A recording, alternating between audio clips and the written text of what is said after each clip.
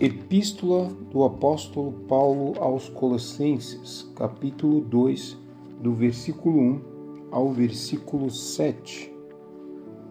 Epístola do apóstolo Paulo aos Colossenses, capítulo 2, do versículo 1 ao versículo 7. Do versículo 1 ao versículo 5, vamos falar sobre o interesse do apóstolo Paulo pelos Colossenses, e o 6, 7 trata sobre o desejo de Paulo pelo progresso espiritual dos Colossenses. Tradução, Revista Atualizada, RA. Diz assim o texto no versículo 1. Gostaria, pois, que soubesseis quão grande luta venho mantendo por vós, pelos laudicenses e por quantos não me vieram face a face. Versículo 2. Para que o coração deles sejam confortado e vinculado juntamente em amor, eles tenham toda a riqueza de forte convicção do entendimento para compreenderem plenamente o mistério de Deus, Cristo, em que todos os tesouros da sabedoria e do conhecimento estão ocultos. Versículo 4. Assim digo, para que ninguém vos engane com raciocínios falazes. Versículo 5. Pois, embora ausente quanto ao corpo, contudo, em espírito estou convosco, alegrando-me e verificando a vossa boa ordem e firmeza da vossa fé em Cristo. Versículo 6. Ora, como recebestes Cristo Jesus, o Senhor, assim andai nele. Versículo 7. Nele radicados, edificados, confirmados na fé, tal como fostes instruídos, crescendo em ações de graças. Então aqui nós vemos o apóstolo Paulo comentando a respeito do seu interesse por Colossenses, né? E aí ele volta então focar, trazendo dentro do seu esboço, na sua carta, a mensagem cristocêntrica, sempre dando ênfase a respeito de Cristo. Vamos ler o versículo 1. Gostaria, pois, que soubesseis quão grande luta venho mantendo por vós, pelos laudicenses e por quantos não vieram face a face. A igreja de Colossos era uma igreja muito modesta, considerada uma igreja bem doméstica. E a cidade de Colossos não era uma cidade que chamava a atenção como os nossos irmãos de Laodicenses, lá de Laodiceia, que era uma cidade, que era a capital, né? Uma cidade onde o nível econômico era muito maior do que em Colossenses. Mas Paulo enfatiza isso, Laodiceia e Colossos, porque são cidades com vizinhas, né? Entre elas, e por isso ele também comenta a respeito da preocupação e da luta que o apóstolo Paulo tem sobre Laodiceia e Colossos. Nós vemos que o apóstolo Paulo, em versículos anteriores, fala sobre isso, do seu esforço, né? Da sua capacidade, que muitas vezes ela não é oriunda de si mesmo, mas de fato é colocada por Deus em seu coração. Continuando aqui, falando então sobre a luta do apóstolo Paulo, versículo 2, ele diz: para que o coração deles quem? Dos irmãos de Colossos e de Laodiceia, né? Sejam confortados e vinculados juntamente em amor. Ele está dando uma ênfase aí sobre a questão da união, da comunhão, né? E eles tenham toda a riqueza da forte convicção do entendimento. Voltamos a dizer que o apóstolo Paulo escreve esta carta e fala inúmeras vezes sobre entendimento, sobre sabedoria, sobre compreensão espiritual né, sobre ensinar, sobre pregar a palavra de Deus, principalmente voltada com o centro que é Cristo, tá? Então ele volta aqui. E eles tenham toda a riqueza da forte convicção do entendimento para compreenderem plenamente o mistério de Deus Cristo, em que todos os tesouros da sabedoria e do conhecimento estão ocultos. Veja, o apóstolo Paulo faz até uma citação referente a Provérbios, né? Qual é o princípio da sabedoria? Temer a Deus. E como é que eu vou temer a Deus? Tendo o conhecimento, o tesouro do conhecimento, não do conhecimento secular, mas em relação à palavra de Deus, que nos leva ao entendimento, saber a vontade de Deus e aquilo que Deus nos direciona.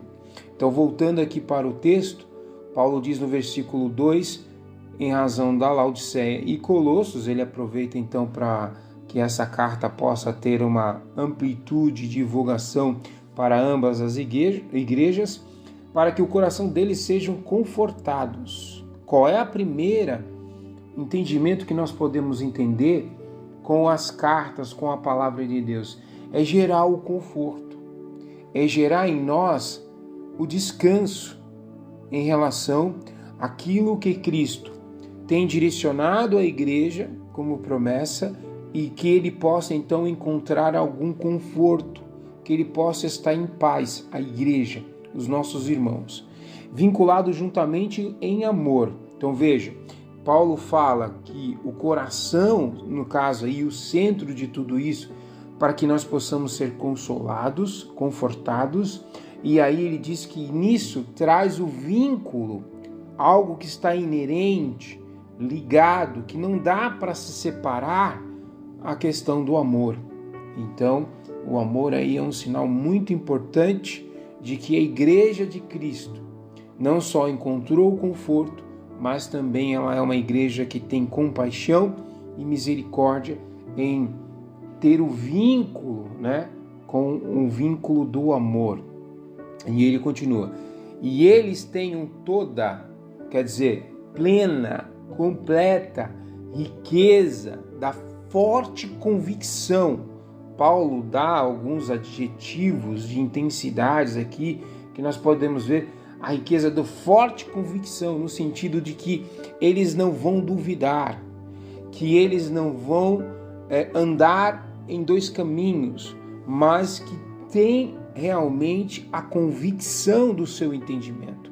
A sua mente está enraizada e nada que possa acontecer olhando como uma árvore, nada que interfira no cenário exterior da árvore vai alterar as raízes. Tem até um adágio popular que diz muito assim, que não está relacionado à Bíblia, tá? Só para a gente dar um parênteses aqui, que diz que as folhas, né, a estrutura externa da árvore, ela pode ter alterações em razão das circunstâncias, né? No outono as folhas caem, no inverno ela fica totalmente desprotegida das folhas, quase sem vida nenhum. No verão e na primavera ela volta a crescer. Então são circunstâncias externas, mas as suas raízes da árvore que estão aprofundadas, ela não depende do fator externo para que ela possa se solidificar. Pelo contrário, as suas raízes vão se aprofundando e procurando os lençóis freáticos para que possam então suprir tudo aquilo que no externo não possa suprir, mas que suas raízes garantem a sua sobrevivência. Assim é Cristo para nós.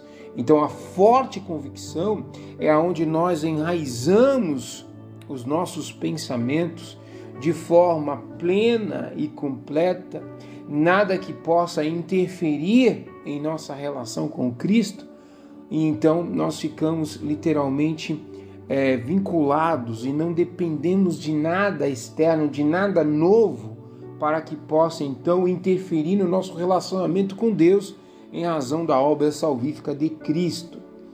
Voltando então aqui no texto, e eles tenham toda a riqueza da forte convicção do entendimento. Paulo insiste isso, a importância, a relevância do entendimento, para compreenderem plenamente o mistério de Deus em Cristo. Nós vemos aqui, irmãos, que ele fala sobre a questão do entendimento, no sentido de nós buscarmos a ortodoxia, que é a leitura, a prática, o estudo, o devocional, o entendimento das Escrituras. De forma alguma, Paulo está falando sobre Moisés, sobre a tradição, sobre a lei em si, como ênfase. Não, você não vê isso. O apóstolo Paulo foca literalmente em Cristo Jesus.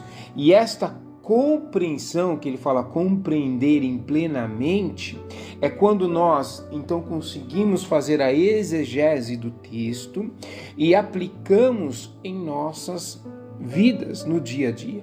E isso faz então a gente praticar a ortopraxia, a qual nós vivemos dentro do mistério de Deus em Cristo, sobre tudo o que é a vontade de Deus para nós. Se nós olharmos aqui no texto de Romanos, capítulo 12, que foi uma carta escrita pelo próprio apóstolo Paulo, nós vamos entender algumas coisas a mais aqui referente a isso. É o que Paulo fala depois que ele explica toda a parte pedagógica relacionada sobre a salvação. Em Romanos 12, ele parte então para o estágio, para a prática.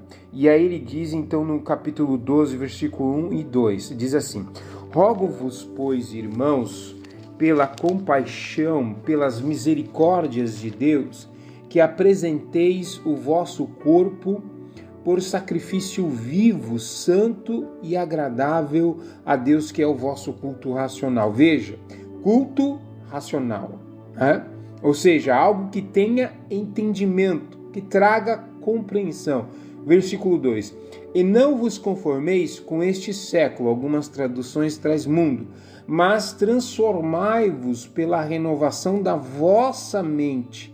É na mente.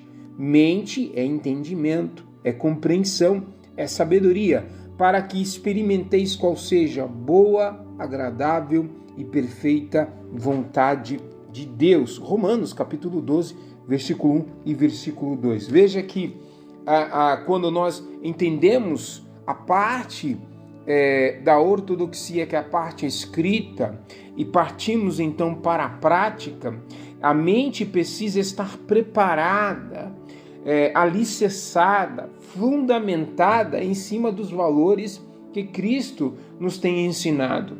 Então é nele que nós estaremos firmes. As nossas raízes, elas não podem ser vistas no sentido externo, porque elas estão inseridas dentro de Cristo. É Ele que é a fonte de vida para nós. Mas isto vai gerar na nossa árvore a todos os aspectos, a solidez, mostrando quem de fato nós servimos, tá? Então, volto a dizer aqui, Paulo fala sobre o entendimento e compreender plenamente o mistério de Deus. Lembrando que o versículo 3, onde ele fala que os tesouros da sabedoria e do conhecimento estão ocultos, Paulo ele está citando uma referência relacionada ao Provérbios, falando muitas vezes sobre a sabedoria. Temer a Deus é o princípio de sabedoria. É reconhecer que Deus, o autor e criador de todas as coisas, através de Cristo, é Ele que é a plena sabedoria. E é nele que temos que buscar os tesouros, o conhecimento, tá? Lembrando que até então estava oculto, antes de Cristo vir e morrer na cruz e ressuscitar, estava literalmente encobertos a revelação no sentido pleno.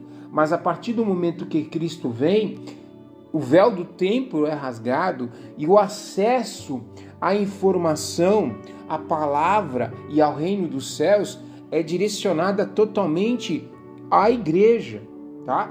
O acesso não é dependente mais de sacerdotes humanos, mas você tem um acesso direto aos céus através de Cristo Jesus. Olha que coisa maravilhosa. Versículo 4. Aí ele dá uma refutação, chama atenção dizendo assim: assim digo, para que ninguém vos engane com raciocínio falazes ou filosofias. Amados, o que nós mais vemos hoje é uma filosofia paupérrima de conhecimento relacionado dentro das igrejas que traz a antropologia, ou seja, o hedonismo humano, o evangelho voltado para as necessidades humanas. Campanha disso, campanha daquilo, movimento disso, culto daquilo. Isso foge ao que é o padrão da igreja primitiva em Atos. Se você lê em Atos e todo o Novo Testamento e Velho, você não vai encontrar campanhas. O que nós entendemos muitas vezes e que confronta, na verdade, com o falso evangelho, é que as pessoas pegam textos isolados do Velho Testamento e tentam aplicar algo que foi do passado dentro da graça para manipular e barganhar com as pessoas para extrair as suas riquezas ou às vezes até mesmo o bem que ele não tem, ele oferece. Porque pessoas, elas são angustiadas, estão vazias, principalmente no nosso contexto, e essas pessoas com direcionamento humano ou maligno estão utilizando da palavra de Deus para vender, dar, barganhar um evangelho fraudado. E por isso que o apóstolo Paulo diz assim: assim digo, para que ninguém vos engane com raciocínio falazes. Quantas igrejas vão fazer questionamentos filosóficos com tantas perguntas, dizendo: quem é você? Você porque você está passando por isso? É porque você tem feito aquilo? Veja que no esboço desta mensagem falsa e fraudulenta, que não traz o evangelho de Cristo, você é o centro e não Cristo. A ênfase é dada para a necessidade humana e não a respeito da necessidade do reino. Então está na hora de você abrir os olhos, abrir o entendimento que essa argumentação, essa exposição em que você é o centro, que você é importante, que Deus está direcionando o céu somente para você, é falácia, é mentira. Isso não quer dizer, amados, que Deus ele não vai deixar de cuidar de nós, que Deus não vai atuar em cuidar da sua igreja. Mas nós podemos ver que a igreja primitiva, no seu momento ápice da revelação de Deus através de Cristo, ela foi perseguida.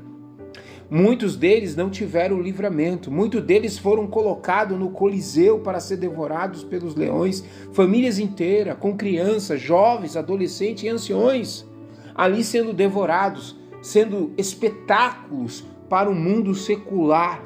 Então a gente precisa entender que o Evangelho de Cristo, ele não é pautado você sendo o centro, mas o Evangelho de Cristo é pautado em Cristo sendo o centro. E que nós devemos negar a si mesmos, seguir a nossa cruz. Seguir a cruz é sinal de sofrimento, é sinal de luta. Tá? O Evangelho de Cristo realmente, de fato, ele traz um sacrifício, não com o objetivo de oferecer alguma coisa a Deus, mas que pode trazer para nós dores, situações difíceis, mas o que mais nos alegra é saber que as promessas de Cristo, ela não altera, ela não foi mudada, e a sua promessa diz que lá não haverá mais choro, lá não haverá mais enfermidade, lá não haverá mais morte, viveremos para a eternidade em Cristo Jesus. É isso que precisamos entender. Então, Paulo ele diz isso, tudo isso que nós estamos ouvindo aqui, nos ensinando entendimento, conhecimento, compreensão, sabedoria em Cristo. Nada está mais oculto. Procure entender a palavra, porque de fato ela, conhecereis a verdade, e a verdade vos libertará. E você tendo esse conhecimento, Nenhum pseudo, fraudulento líder ou pastor poderá persuadi-lo ao ponto de levá-lo a se afastar de fato de Deus na sua mente. Lembre-se, toda mensagem que te coloca como centro, ela não pertence a Deus. Ela não é uma mensagem digna de Deus. É a mensagem de Cristo, Ele é o centro. Cristo é o centro. E é isso que nós precisamos entender. Este é fato. Mas, irmão Alex, eu estou tendo dificuldade. O apóstolo Paulo diz: tudo posso naquele que me fortalece. Veja, o apóstolo Paulo, quando diz isso, ele não diz que ele não está sofrendo. Nós vemos já no início da carta de Colossos, nós vemos o apóstolo Paulo, tanto que ele escreve esta carta porque ele está preso em Roma, ali, por causa do evangelho, perseguido, afrontado, maltratado. Então ele está preso no seu domicílio, não podendo sair e ali sendo maltratado, mas de forma nenhuma ele deixou de pregar o evangelho de Cristo. Então veja que o evangelho de Cristo, ele é maravilhoso, mas poderemos ter inúmeros no meio do caminho algumas lutas, mas que essas lutas é incomparável com aquilo que Deus tem reservado para nós na eternidade. Versículo 5.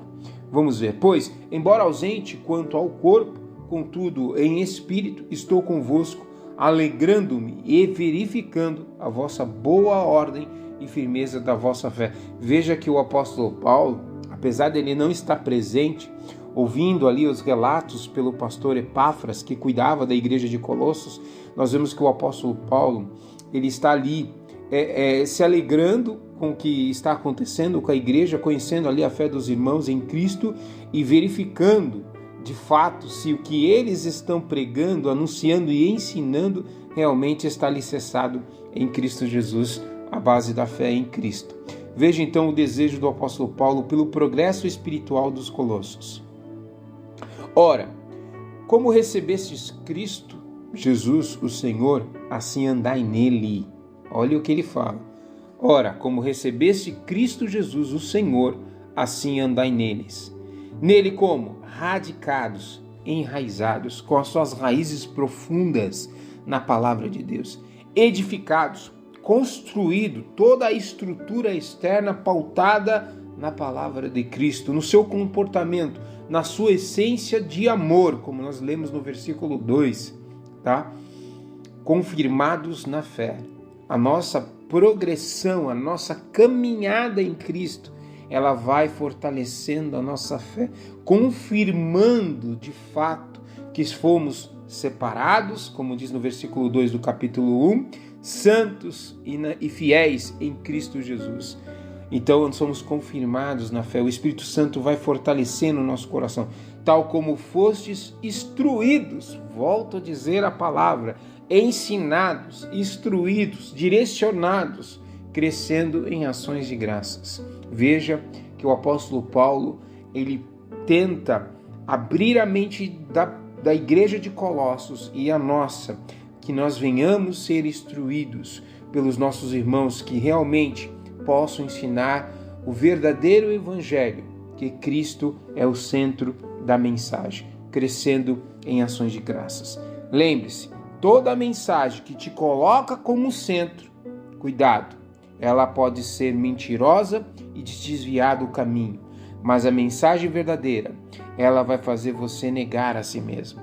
A mensagem verdadeira, ela vai te mostrar que você precisa carregar a cruz, tá? Então, dentro desse contexto, a mensagem de Cristo, ela nos leva a este entendimento. Que Deus possa falar aos nossos corações e que o Espírito Santo possa testificar na tua vida sobre tudo isso. Vamos orar? Pai, nós te agradecemos pela tua palavra, que tem sido maravilhosa e que tem nos direcionado à necessidade de instruirmos, entendemos que a palavra e a mensagem central é Cristo e que aquilo que muitas vezes ouvimos, a qual nos coloca como centro, é uma mentira, é um engano, é uma falácia, é um pensamento sofista em relação ao homem, o homem sendo o centro, o prazer, o hedonismo. mas que nós possamos compreender que o Evangelho de Cristo é o centro, e que Teu Espírito Santo nos leva a este entendimento, a esta compreensão,